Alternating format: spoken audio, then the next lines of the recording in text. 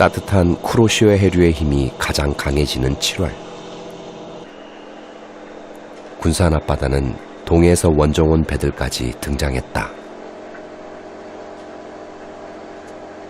강원도에서부터 왔다는 배. 어군 탐지기가 찾는 것은 오징어다.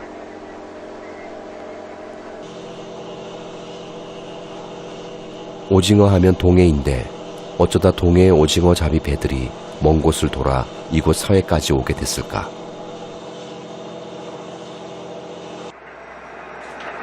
열던 기록이 하나 있어가지고 그걸 보고 한번 해볼란다.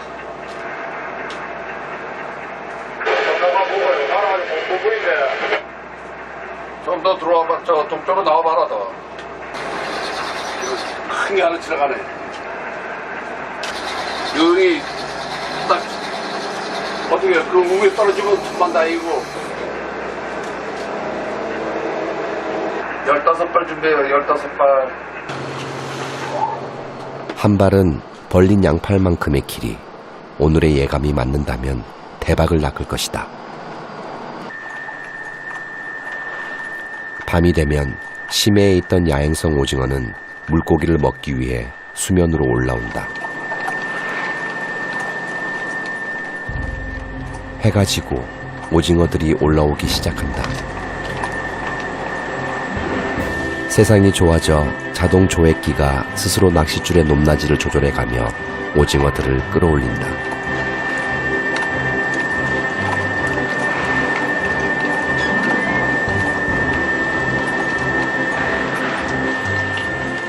한편에선 베테랑 선원들이 직접 얼레를 풀었다 감았다 하며 오징어를 낚는다.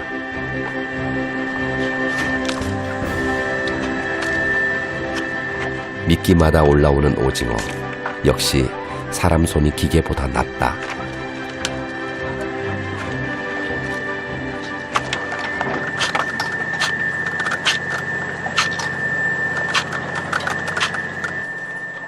최근 서해에 오징어가 많아지게 된 건 동해보다 서해에서 난류의 세력이 강해졌기 때문이다. 황해 난류가 서해에서 영향력을 확장하는 가운데 난류성 어종인 오징어가 서해로 대거 유입된 것이다.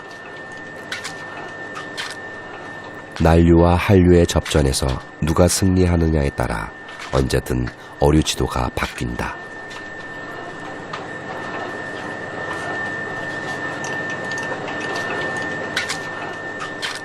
더 나오지도 않는 먹물을 쏘아대며 마지막 항전을 해보는 오징어.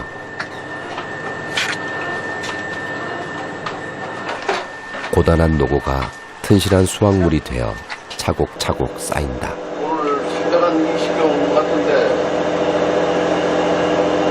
금액으로 치면은 한 500만 원 이상 되겠네요.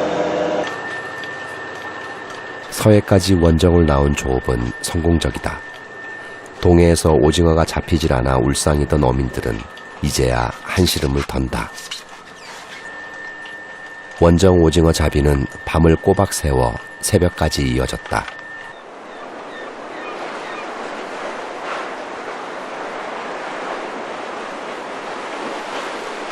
(10월) 동해에선 난류의 힘이 더욱 약해지고 바닷물이 차가워지는 계절이다. 계절의 변화는 바람과 함께 시작된다. 북쪽에서 찬바람이 불어오기 시작한다. 쿠로시오 해류는 동해에서 작은 물줄기들로 흩어져 흐르는데 북쪽에서 남하하는 한류에 밀려 더욱 힘을 쓰지 못하고 동해의 수온은 급격히 떨어진다.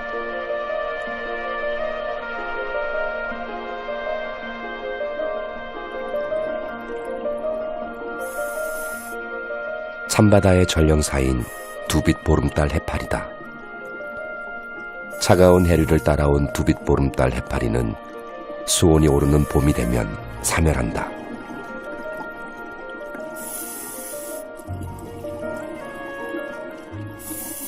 반면 멸치떼는 따뜻한 바다를 찾아 남하하기 시작한다. 그 뒤를 따르는 것은 멸치를 잡아먹으려는 방어떼다.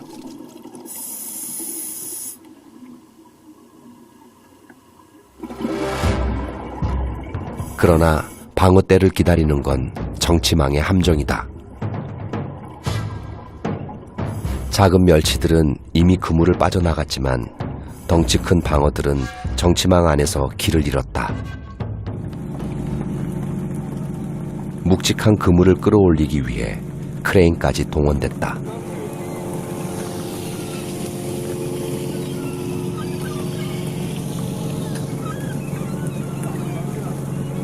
배에 다 실을 수 있을지 가늠조차 되지 않는 많은 양이다.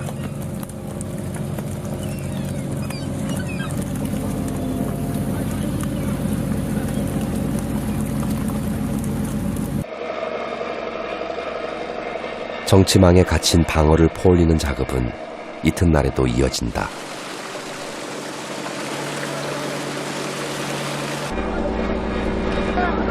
대방어 들어갔지, 대방어. 방어 큰 거. 그물 아래쪽에는 10kg이 넘는 대방어가 가득하다.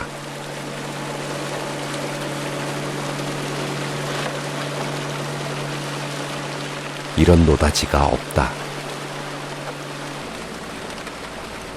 수온에 민감한 방어가 제주 남쪽으로 떠나기 직전 고맙게도 정치망에 걸려준 것이다.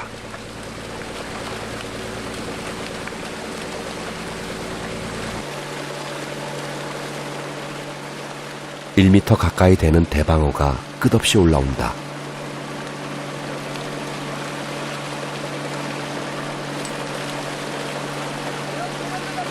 (3,000마리는) 내게 들은 것 같은데. 3,000마리요?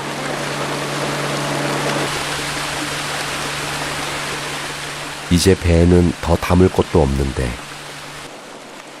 정치망에는 아직 방어가 가득하다. 다 풀 수가 없어. 내가 적어서. 올해 최고 많이 졌어. 큰 방어 이렇게 많이 안 들어. 아, 나머지는 이따 또 와서 가져가겠지. 다음 만선까지 기약하고 항구로 향하는 배.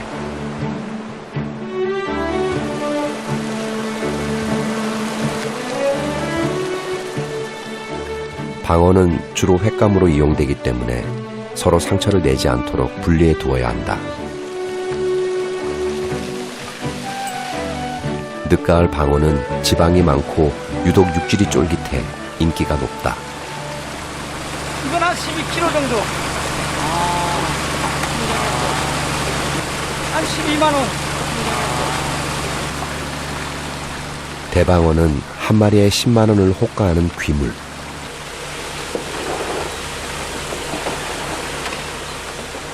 크기가 작은 방어도 수백 마리가 넘게 잡혀 어민들은 행운의 날을 맞았다.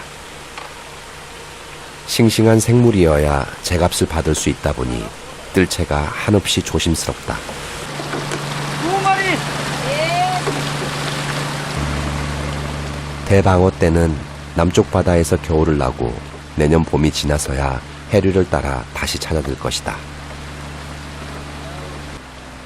그렇게 어민들은 해류를 기다리며 산다.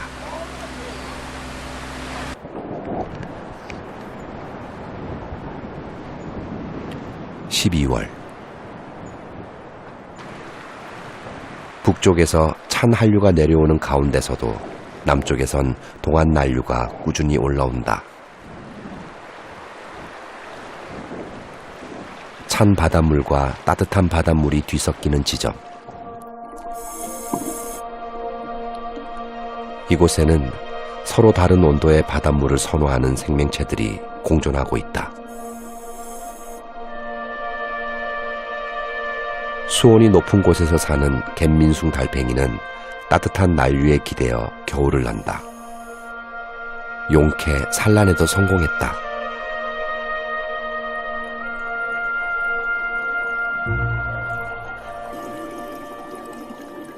암초 사이 포식자의 시선이 차단되는 안락한 공간. 황금빛 혼인색으로 단장한 쥐노래미 수컷이다.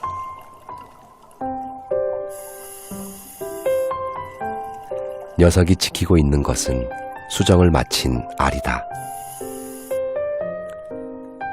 겨울에 산란하는 쥐노래미, 부화하기까지는 한 달 정도가 걸린다.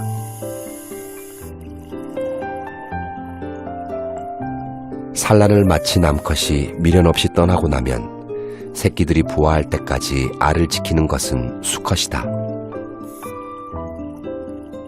수컷은 산소가 풍부한 해수가 잘 공급될 수 있도록 끊임없이 부채질을 해가며 정성스레 알을 돌본다. 행여 누가 알을 노리기라도 할까 수컷이 주변을 경계하며 철통 같은 보초를 서는 사이 알을 낳는 것으로 제 임무를 마친 암컷들은 한가하게 휴식을 취한다. 모성애보다 강한 쥐노래미의 부성애에는 종족 보존을 위한 비밀이 숨어 있다. 수컷은 여러 암컷의 알을 받아 수정을 시키고 암컷은 주변의 수컷들에게 알을 나누어 낳아준다. 안전하게 부화 확률을 높이려는 것이다.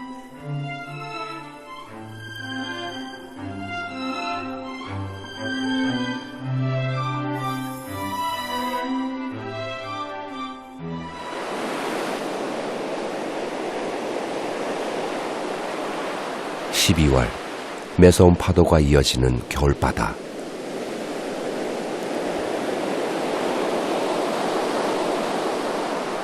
환경이 혹독할수록 생은 강렬해지지만 그 결과는 때로 더욱 처절하다.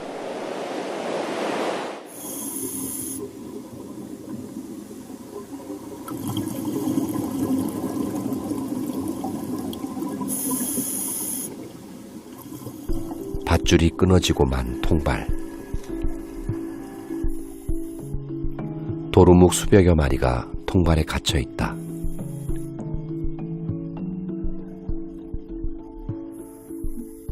통발에 알을 낳으려다가 갇히고 만 것이다.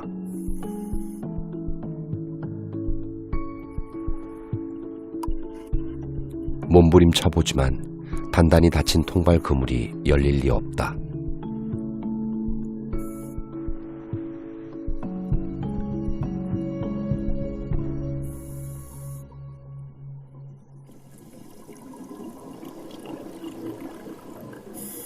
통발에서 멀지 않은 수초에 알록달록 꽃망울이 가득하다. 성공적인 산란을 한 도루묵의 알이다. 아무리 거친 물살이 수초를 흔들어도 알은 끄떡없다.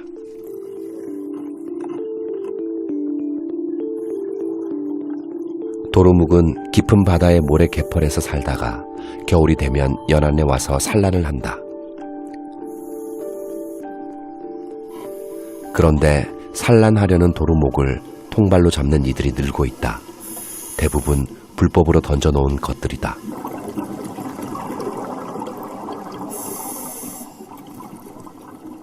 운 좋게도 도루묵 떼는 자유를 찾았다.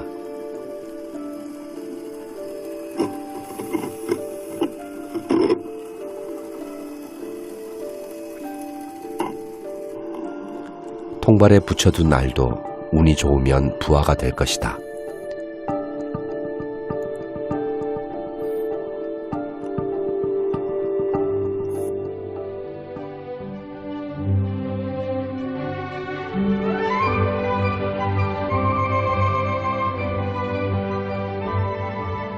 겨울의 한가운데 한반도는 꽁꽁 얼어붙었다.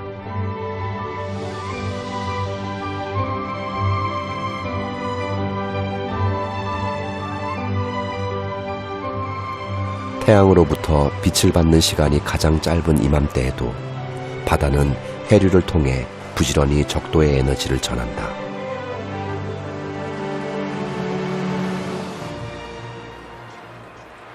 (1년) 내내 따뜻한 쿠로시오 해류의 영향을 받는 제주도에서는 한겨울에도 봄을 만날 수 있다.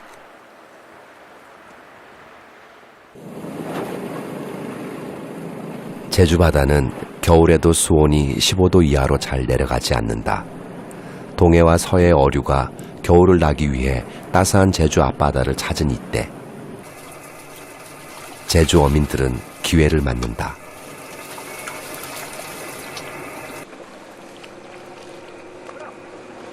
어민들이 낚시로 잡아 올리는 것은 방어다. 동해의 차가운 바닷물을 피해 남아한 방어가 제주 인근에 도착한 것이다.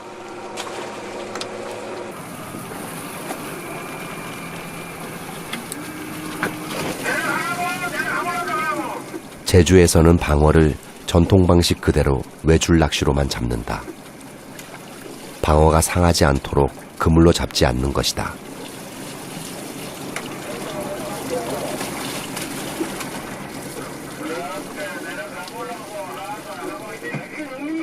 계속 올라오는 방어. 겨울바다의 모진 바람과 거센 물살을 이겨내고 남해에 도착한 방어는 살이 단단하다. 잠깐 사이에 20여 마리가 잡혔다.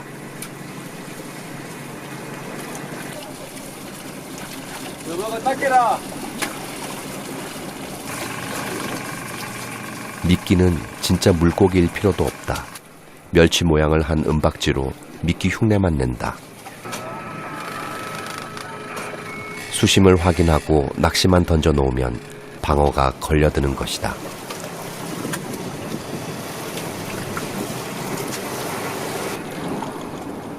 따뜻한 해류는 방어를 얼마나 품고 있는지 한 마리 한 마리 낚시로 잡는데도 하루에 수백 마리의 방어가 배를 가득 채운다.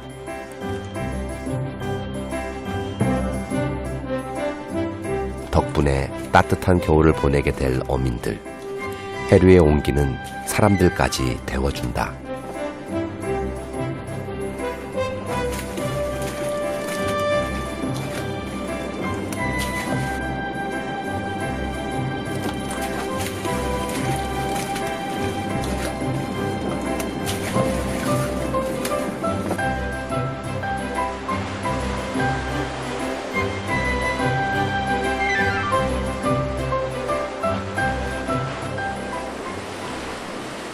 (1월) 말 동해는 더욱 차가워지고 있지만 모든 바다 생물이 따뜻한 바다를 좋아하는 건 아니다.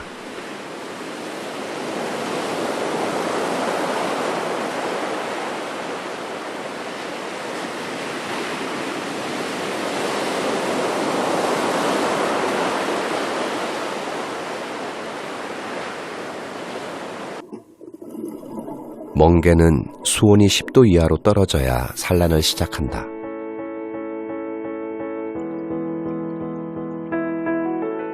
멍게는 암수 한 몸으로 평소 물을 내보내는 출수공으로 알과 정자를 같이 내뿜는다. 하지만 짝을 만나 수정을 할 때는 서로 다른 멍게에서 나온 암수가 만난다. 더 튼튼한 후손을 남기기 위한 자연의 신비다. 멍게는 만여 개의 알을 낳는데 곳곳에서 알과 정자를 쏘아 올리며 바다를 뿌옇게 물들인다. 쥐노래미 수컷이 알을 지키기 시작한 지도 한 달이 지났다.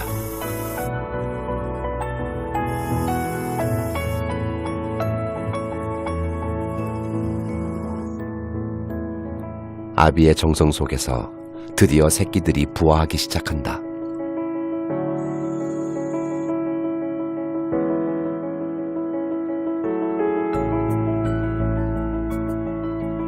새끼들이 생애 첫 유형을 시작하는 동안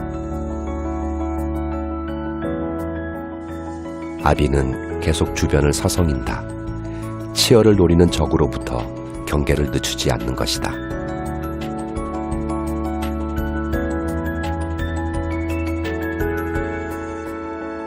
드디어 치어들이 더 넓은 바다로 흩어진다.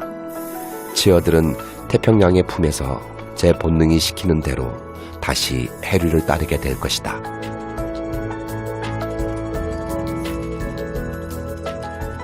운명처럼 해류를 쫓으며 순환의 이치를 따르는 생명들.